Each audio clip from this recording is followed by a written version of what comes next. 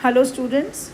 In India's first war of independence, part 2, today we will learn about how mutiny becomes a rebellion and how the company fights back and what were the result of this first war of independence.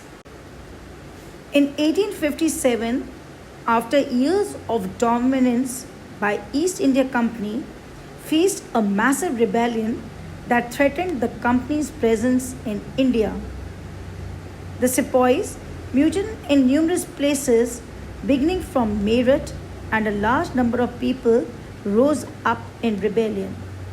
Some regard it as the biggest armed resistance to colonialism in the 19th century than anywhere else in the world. On March 29, 1857, on the parade ground at Barrackpore, a sepoy named Mangal Pandey fired the first shot of the uprising.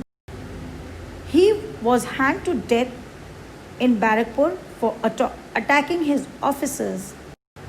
Then the sepoys of Meerut rode through the night of 10th May and reached Delhi in the 8th hours of the next morning. The regiment stationed in Delhi also joined the rebellion. The mutineers captured arms and ammunition and set buildings on fire. They went on a rampage and many British officers were killed. On 9th May 1857, on the parade ground of Meerut, 85 Indian troopers were court-martialed, and the crime was that these troopers had refused to load their rifles with the new cartridges. The soldiers gathered around the walls of the Red Fort and forced their way into the palace to declare Bahadur Shah Zafar their leader. The aging emperor accepted this demand and wrote letters to the chiefs and rulers of the country to come forward and organize a union of Indian states to fight the British.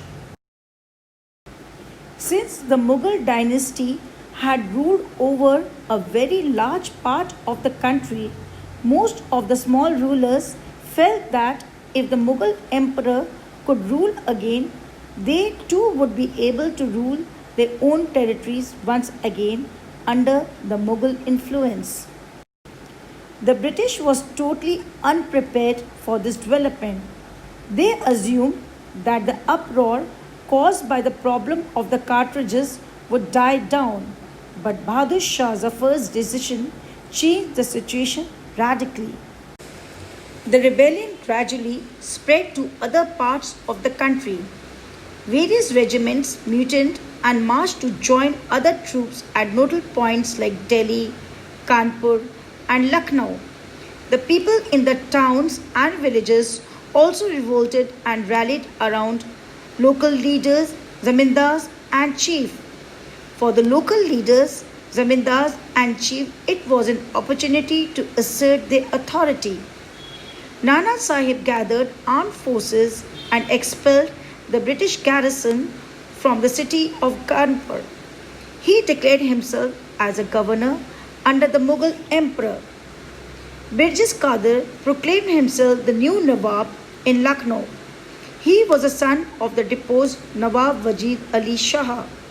He also acknowledged the suzerainty of Bahadur Shah. His mother Begum Hazrat Mahal actively organized the uprising against the British. Rani Lakshmi Bai joined the sepoy rebel in Jhansi. She fought the British along the Tantiya Tope, who was a general of Nana Sahib. Now the company decided to repress the revolt with all its might. Delhi was recaptured in September 1857.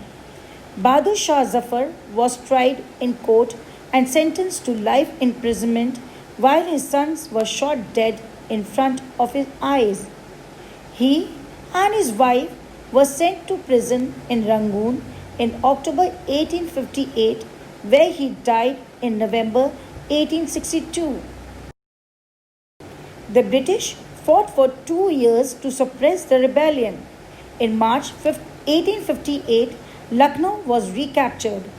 Rani Lakshmibai was defeated and killed in June 1858.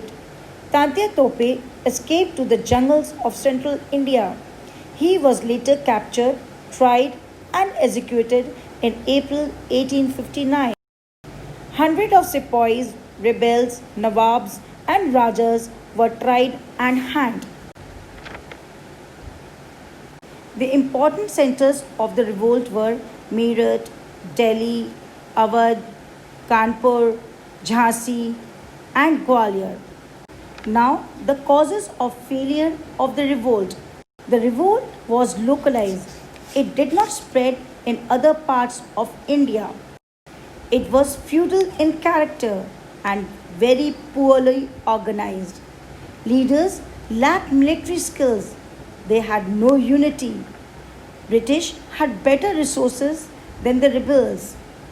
Then the native princes did not join the revolt. But this revolt had a major impact. Some says that the revolt was the first effort towards freedom and independence. People from different parts of India fought together against a common enemy, and they were the British. But for the British, they just considered it to be a mere military revolt. By the end of 1859, the British had regained control. Important changes that were introduced by the British were the control of Indian administration was transferred from East India Company to the Crown by the Government of India Act 1858. Queen Victoria became the Empress of India. A Secretary of State for Indian Affairs was appointed to look after the governance of India with the help of a council. He was called Viceroy.